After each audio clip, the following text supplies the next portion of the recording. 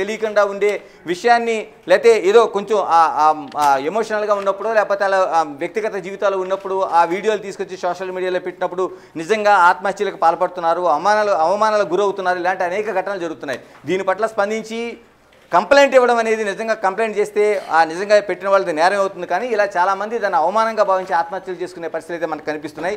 అది ఖచ్చితంగా ఇప్పుడు మనకి ఏదైతే సాయి ఈశ్వరాచార్య ఇష్యూలో మనకు కనిపిస్తుందో ఆ భార్య చెప్పిన అంతకుముందు కనిపించిన వీడియోలు కావచ్చు లేకపోతే ఆమె చెప్పిన ఆడియో రికార్డు కావచ్చు దీన్ని స్పష్టంగా చెప్తుంది. అందుకనే ఈ ఉద్యమాన్ని ఇలా దీన్ని పూర్తిగా డైవర్ట్ చేస్తూ జరిగిన తప్పిదం, ఎందుకంటే వాళ్ళ అనుమతి లేకుండా చేసిన 20,000 రూపాయల సహాయాన్ని ఆయన దాన్ని ఒక పెద్దగా చాలా వరకు మనకు కనిపిస్తూ ఉంటుంది. ఇలాంటి ప్రచారాలు పొందుతున్న వాళ్ళ దాంట్లో ఆ కోవలని తీసుకొచ్చి ఆ వీడియో పెడితే ఆ ఫ్యామిలీ ఎంత అవమానానికి గురై ఉంటుంది. 3 పిల్లలతో ఆవిడ చెప్పింది ఖచ్చితంగా బిచ్చపోళ్ళు లాగానే పదం ఉపయోగించింది. అంటే ఎంత అవమానపడి ఉంటుంది ఆ కుటుంబం, ఆ బంధువులతో కావచ్చు, రక్త సంబంధికులతో కావచ్చు, మిగతా వాళ్ళతో కావచ్చు.